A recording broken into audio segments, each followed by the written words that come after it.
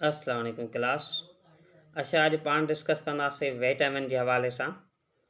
ॾिसंदासीं त उहे विटामिन्स कहिड़ियूं कहिड़ियूं आहिनि, उहे असांखे शामी मिलनि थियूं ऐं उन्हनि मां कहिड़ो फ़ाइदो आहे।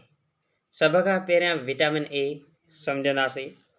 ॾिसंदासीं त इहे शामी मिले थी। दिस इज़ फाउंड इन levers, eggs, carrot, milk and green vegetables. चए थो इहा जेका असांखे मिलंदी आहे जिगर मां, आननि मां, गजरनि मां, खीर मां ऐं साइनि सब्जियुनि मां मिले थी।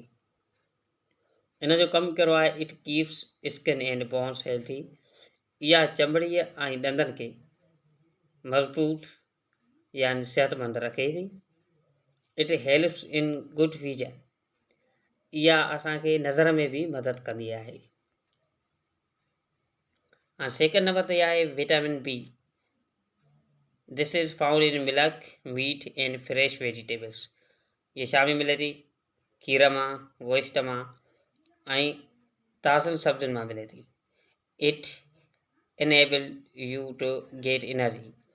इहा तव्हांखे एनर्जी ॾियण में मदद करे थी। इन मां असांखे एनर्जी मिलंदी आहे। टे नंबर ते विटामिन सी आहे। दिस इज़ फाउंड इन फ्रूट्स एंड ग्रीन वेजिटेबल्स। इहा असांखे फ्रूट ऐं साइनि सब्जियुनि मां मिलंदी आहे। It keeps bone and teeth healthy. इहा हॾनि ऐं ॾंदनि खे मज़बूत यानी सिहतमंद रखंदी आहे। नेक्स्ट जेका आहे विटामिन डी आहे। दिस इज़ फाउंड इन एग्स, मिल्क एंड बटर। इहा असांखे आननि, खीर ऐं मखण मां मिले थी। It builds up bones and teeth. इहा हॾनि ऐं ॾंदनि खे मज़बूत रखे थी। ठीकु आहे। विटामिन के जे हवाले सां अक्सर करे क्वेश्चन्स ईंदो रहंदो आहे। विटामिन के छा आहे? इट फाउंड्स इन लीफ वेजिटेबल्स।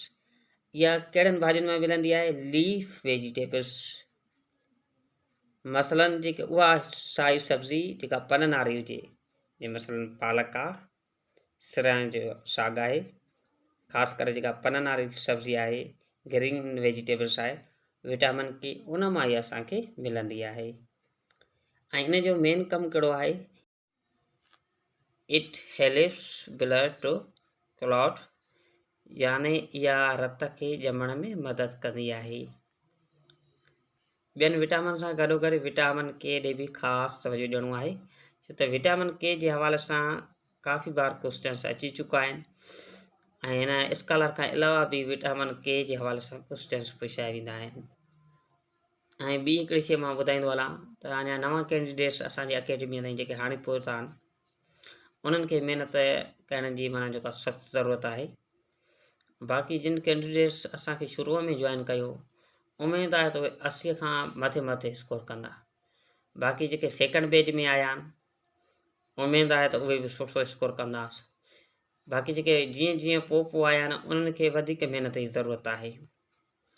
उहे टाइम पीरियड वधाइनि ऐं टेस्ट में तक़रीबन हाणे मां जेको आहे राब्तो कयो इदारे सां, 15 तारीख़ उहे टेस्ट वठंदा। तव्हां खां 15 हिन मई ते टेस्ट वरिती वेंदी। तव्हांखे सिर्फ़ु 15 खां 17 ॾींहं आहिनि, इन्हनि सां सुठी महिनत कनि। ऐं ॿी शइ हिकिड़ी त ख़ासि करे ॿिया जेके चिनर्स खे असांजे चिनर्स खे ॾिसनि पिया, आख़िर में मां पंहिंजे सभिनी भाइर ऐं भेनरनि खे इहा रिक्वेस्ट रखंदुमि त असांजे चैनल खे सब्सक्राइब कनि, वीडियो खे लाइक कनि, छो त मूंखे तव्हां